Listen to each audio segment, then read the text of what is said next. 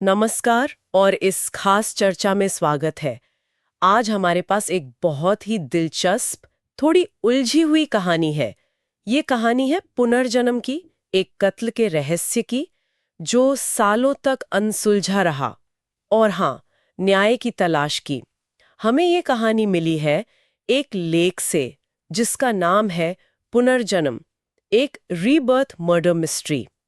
सोचिए, राजस्थान का जोधपुर शहर, वहां की एक पुरानी थोड़ी डरावनी सी हवेली है, आर्या विला। हम्म। सालों पहले ना, इस हवेली में एक कत्ल हुआ था और उसका राज जैसे वक्त की धूल में कहीं खो गया। किसी को सजा नहीं मिली, कोई जवाब नहीं। तो आज हम इसी कहानी की पड़ते खोलेंगे, देखेंगे कि कैसे अतीत का साया वो वर्तमान पर पड़ता है और कैसे न्याय अपना रास्ता खोज ही लेता है, चाहे चाहे जन्मों का फासला ही क्यों ना हो। हाँ, बिल्कुल। और ये कहानी सिर्फ एक मर्डर मिस्ट्री नहीं है। ये असल में ये भी दिखाती है कि कैसे कुछ बहुत गहरे घाव या कोई अधूरा इंसाफ वो आत्मा के साथ जुड़ जाता है शायद। मतलब इतना गहरा कि वो समय और जन्मों को भी पार कर जाए। यहाँ पुनर्जन्म सिर्फ कहानी कहने का तरीका नहीं है, बल्कि ये न्याय और क्या कहते हैं, क्रम के सिद्धांत को देखने का एक नजरिया है। तो चलिए कहानी के बिल्कुल शुरू में चलते हैं। साल था 1985। वही जोधपुर की हवेली आर्या विला। हवेली के मालिक वीरेंद्र सिंह शहर के काफी जाने माने अमीर शख्स थे और उनकी बेरहमी से हत्या कर दी जाती है। जाहिर है, शहर में हड़कंप मच गया। पुलिस आई, जांच शुरू हुई। हाँ, और लेख बताता है कि पुलिस ने कोशिश तो पूरी की। छानबीन हुई, लोगों से पूछताछ हुई, पर कुछ हाथ नहीं लगा। कोई पक्का सुराग नहीं, कोई गवाह सामने नहीं आया। हत्यारे का तो कोई निशान ही नहीं था। किसने मारा, क्यों मारा, ये सवाल बस हवा में ही रह गए और आखिर में केस बंद करना पड़ा। और यहीं से कहानी का वो धागा छूट जाता है जो बाद में जुड़ने वाला है। एक ठंडा पड़ चुका केस, एक हवेली जो अपने अंदर राज छुपाए है, और अधूरा इंसाफ।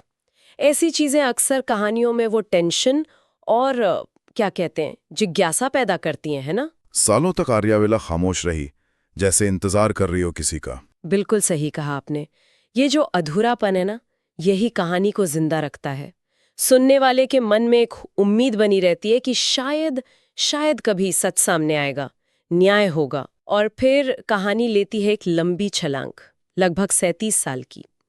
हम आ जाते हैं साल 2022 में। दिल्ली की एक आर्किटेक्ट है, अवनी शर्मा, 24 साल की, तेज करार, अपने काम में बहुत अच्छे। और उसे एक प्रोजेक्ट मिलता है, जोधपुर जाना है और उसी आर्या विला को रेनोवेट करना है, उसे एक हेरिटेज होटल में बदलना है। तो अवनी जोधपुर आती है और जैसी वो पहली बार उस हवेली के दरवाजे से अंदर कदम रखती है, उसे कुछ कुछ अजीब सा लगता है। हवा में एक ठंडक सी, एक हल्का सा डर, जैसे जैसे कोई देख रहा हो। दीवारें पुरानी हैं, सीलन है, और ध्यान से देखने पर उसे पुराने धुंधले खून के निशान भी दिखते हैं। ये देखकर तो उसके रोंगटे खड़े हो जाते हैं। हवेली को देखते देखते वो सबसे ऊपर वाले कमरे में पहुंचती है। धूल भरा कमरा है और वहां कोने में उसे एक चीज मिलती है, एक पुराना सा पेंडेंट, शायद चांदी का होगा, मैला हो गया है, पर उस पर 2 अक्षर साफ दिख रहे हैं, VS। वो उसे उठा लेती है और अनजाने में ही उसके मुंह से निकलता है, कितना खूबसूरत है। ये बस एक पल था, पर शायद यही वो पल था जब अतीत का वो बंद दरवाजा खुल गया। यहीं से कहानी एक बिल्कुल नई रहस्यमयी दिशा में मुड़ जाती है। हाँ, और ये पेंडेंट का मिलना, ये कोई महज इत्तेफाक नहीं लगता। कहानियों में अक्सर ऐसी चीजें वो अतीत से जुड़ने का एक जरिया बनती हैं। हाँ। ये पेंडेंट सिर्फ एक गहना नहीं है, ये उस भूले हुए अतीत की चाबी है शायद, जो अवनी के हाथ लग गई। और VS, वीरेंद्र सिंह। देखिए कनेक्शन कितनी जल्दी बना। हो सकता है ये पेंडेंट सिर्फ यादें नहीं, बल्कि उस जगह की जो भारी ऊर्जा है ना, हाँ। उसे भी अवनी की तरफ खींच रहा हो। और ये खिंचाव इतना मजबूत होता है कि ये अवनी के सपनों पर हावी होने लगता है। उसी रात से, जब से उसे वो पेंडेंट मिला, अवनी को बहुत अजीब लेकिन डरावने सपने आने लगते हैं। एकदम साफ सपना, लगभग हर रात एक जैसा।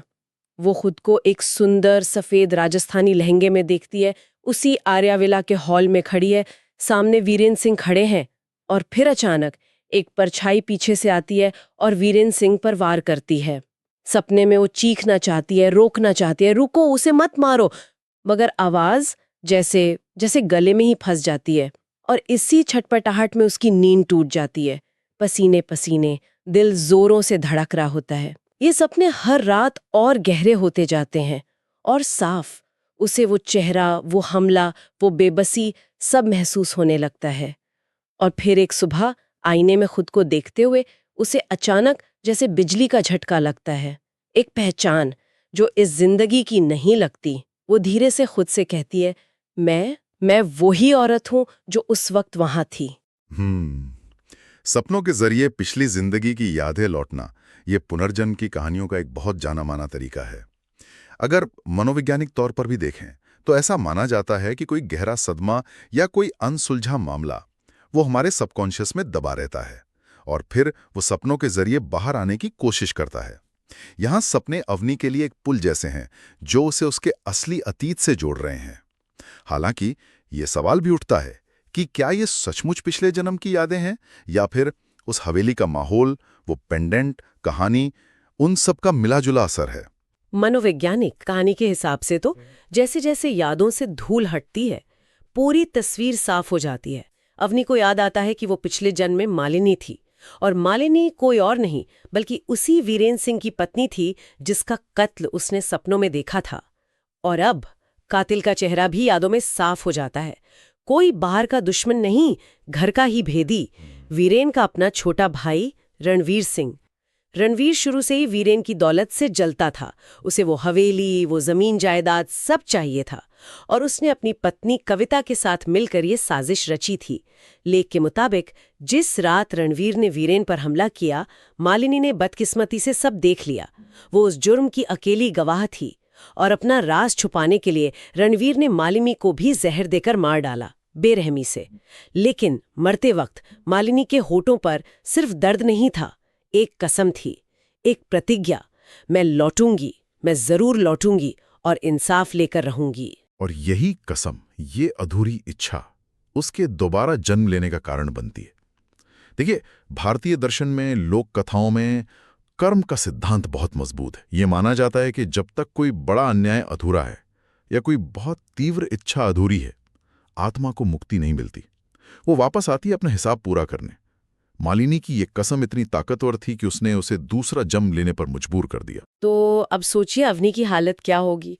उसे सब याद आ गया है। उसका आज एक कामयाब आर्किटेक्ट उसके कल एक धोखे से मारी गई पत्नी से जुड़ चुका है। अब उसका मकसद सिर्फ हवेली को रेनोवेट करना नहीं रहा। अब उसका असली मकसद है वीरेंद्र सिंह और अपनी यानी मालिनी की मौत का बदला लेना, उस अन्याय का हिसाब करना जो 37 साल से अधूरा पड़ा था। कहानी आगे बताती है कि इन 37 सालों में रणवीर सिंह ने काफी तरक्की कर ली है। वो अब बूढ़ा हो गया है लेकिन शहर का एक बड़ा इज्जतदार बिल्डर है। उसकी अपनी कंस्ट्रक्शन कंपनी है RS कंस्ट्रक्शंस। अवनी अब उससे मिलने का फैसला करती है, आमने सामने। वो एक नए प्रोजेक्ट का बहाना बनाकर रणवीर सिंह के ऑफिस पहुंचती है। जैसे ही रणवीर सिंह अपनी कुर्सी से उठकर अवनी को देखता है, उसके तो होश उड़ जाते हैं। चेहरे का रंग सफेद पड़ जाता है। उम्र बदल गई, चेहरा बदल गया, पर शायद वो पहचान गया। वो कांपती हुई आवाज में पूछता है, तुम मालिनी? बाप रे, मतलब आंखों में वही बात रही होगी। हाँ, और अवनी के चेहरे पर एक ठंडी सी मुस्कान आती है। वो बहुत शांत होकर जवाब देती है, हाँ रणवीर, लौट आई हूं तुम्हारा सालों का इंतजार खत्म करने। और यहीं से कहानी का असली टकराव शुरू होता है। वो पल जहां अतीत और वर्तमान आमने सामने हैं, शिकारी खुद शिकार के सामने। ये आमना सामना बहुत बहुत नाटकीय है और कहानी को बिल्कुल पीक पर ले जाता है। रणवीर का डर साफ दिखता है। सालों का जो अपराध बोध है वो शायद कभी गया ही नहीं। वो उस रात को भूला नहीं। और अवनी का आत्मविश्वास, उसकी आंखों में वो ठंडक, ये दिखाती है कि वो किस इरादे से लौटी है। अब बस इंतजार है आखिरी टकराव का। और वो आखिरी टकराव होता है उसी जगह जहां ये सब शुरू हुआ था, आर्या विला। अवनी रणवीर को रात के अंधेरे में हवेली मिलने बुलाती है और जानबूझकर उसी ऊपर वाले कमरे में जहां 37 साल पहले वीरेंद्र सिंह की मौत हुई थी। जैसे ही डरा सहमा रणवीर कमरे में आता है, अवनी पीछे से दरवाजा बंद कर देती है। कमरे में एक अजीब सी खामोशी है, भारीपन है। अवनी धीरे से अपनी जेब से वही पुराना पेंडेंट निकालती है जिस पर VS लिखा है और उसे रणवीर के सामने रखती है। उसकी आवाज में सालों का दर्द है, गुस्सा है। पहचाना इसे? यही पेंडेंट मैंने अपने पति के गले से उतारा था जब वो खून में लथपथ जमीन पर पड़े थे, जब तुमने उन्हें मारा था। रणवीर का चेहरा ऐसा लगता है जैसे किसी ने सारा खून निचोड़ लिया हो। वो घुटनों के बल गिर पड़ता है, गिड़गिड़ाता है, मुझे माफ कर दो मालिनी, छोड़ दो मुझे, भूल जाओ वो सब, बहुत साल हो गए। लेकिन अवनी की आंखों में आंसू है पर दया नहीं है। वो कहती है, नहीं रणवीर, मैं भूलने नहीं आई, मैं अपना वो वादा पूरा करने आई हूं जो मैंने मरते वक्त किया था। रणवीर बुरी तरह घबराया हुआ है। वो पीछे हटता है, शायद भागने की कोशिश करता है, लेकिन तभी शायद सालों का दबा हुआ डर, अपराध बोध का वो भारी बोझ और मालिनी के अचानक लौट आने का सदमा, उसका कमजोर दिल ये सब सह नहीं पाता। वो सीने पर हाथ रखकर वहीं जमीन पर गिर जाता है। Heart attack. उसकी मौत वहीं हो जाती है, उसी कमरे में। अगले दिन पुलिस को हवेली से रणवीर सिंह की लाश मिलती है। मौत का कारण हार्ट अटैक, लेकिन कमरे की दीवार पर धूल में उंगली से लिखा हुआ मिलता है, न्याय पूरा हुआ। यहाँ न्याय का तरीका ये वाकई सोचने पर मजबूर करता है। देखिए, अवनी ने रणवीर को अपने हाथ से नहीं मारा। उसकी मौत तो प्राकृतिक कारण से हुई, हार्ट अटैक से। लेकिन क्या यह सिर्फ एक संयोग था, या अवनी का लौटना, उसका रणवीर को उसके अतीत का आईना दिखाना, उस पर इतना गहरा मनोवैज्ञानिक दबाव बना गया कि वही उसकी मौत का कारण बन गया? कहानी से कर्मों के फल के तौर पे दिखाती है, जैसा बोया वैसा काटा। पर यह सवाल तो रहता ही है कि इसे क्या माना जाए, अलौकिक न्याय, कर्म का तत्काल फल, या फिर डर और अपराध बोध का नतीजा। रणवीर के मौत के बाद कहानी अपने अंत की तरफ बढ़ती है। अवनी आर्या विला का रेनोवेशन पूरा करती है।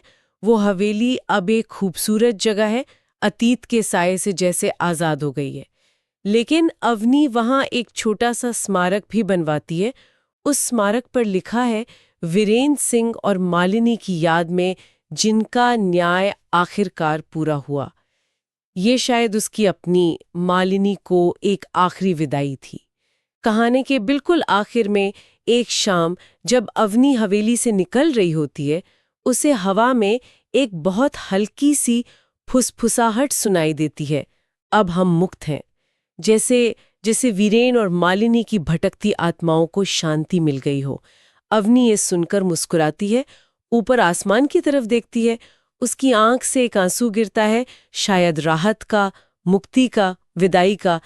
इस जन्म में आने का उसका जो मकसद था, जो उसे पिछले जन्म से मिला था, वो अब पूरा हो गया था। बिल्कुल, ये अंत एक चक्र के पूरा होने जैसा है।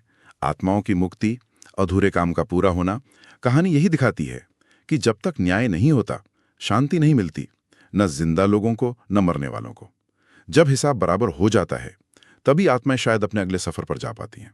अधूरापन खत्म होता है और जीवन या मृत्यु का चक्र आगे बढ़ता है। तो इस पूरी कहानी से, इस गहरी यात्रा से आखिर हम क्या समझ सकते हैं? मुझे लगता है कहानी का जो निचोड़ है वो उसके आखिर में कही गई बात में है। सत्य और न्याय कभी नहीं मरते। अगर इस जन्म में इंसाफ नहीं मिलता तो आत्मा अगला जन्म ले लेती है ताकि अधूरा न्याय पूरा किया जा सके। बिल्कुल सही कहा। और अगर हम इसे थोड़ा और बड़े दायरे में देखें तो ये कहानी पुनर्जन्म की जो लोकप्रिय और गहरी सांस्कृतिक मान्यता है, उसका इस्तेमाल करके न्याय, स्मृति, कर्मफल और समय से भी परे जाने वाले नतीजों जैसे विषयों को छूती है। ये दिखाती है कि कर्मों का हिसाब होता जरूर है, चाहे उसमें कितना भी वक्त क्यों न लगे। अन्याय का बोझ आत्मा तब तक ढोती है जब तक उसका हल ना निकल जाए। ये उन मान्यताओं को ताकत देती है जहां हर काम का नतीजा तय माना जाता है, भले ही वो जन्मों बाद मिले। तो ये थी कहानी जोधपुर की आर्या विला की, जहां दफन एक खूनी राज सालों बाद पुनर्जन्म के रास्ते सामने आया और अपने अंजाम तक पहुंचा।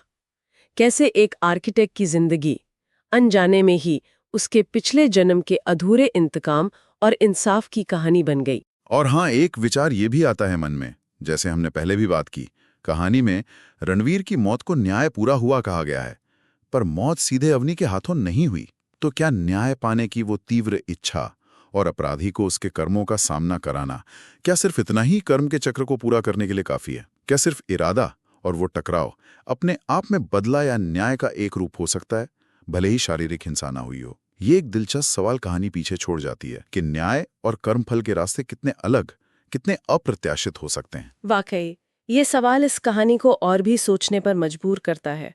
न्याय असल में है क्या? खैर, आज की इस चर्चा में इतना ही। उम्मीद है ये कहानी और इसका विश्लेषण आपको पसंद आया होगा।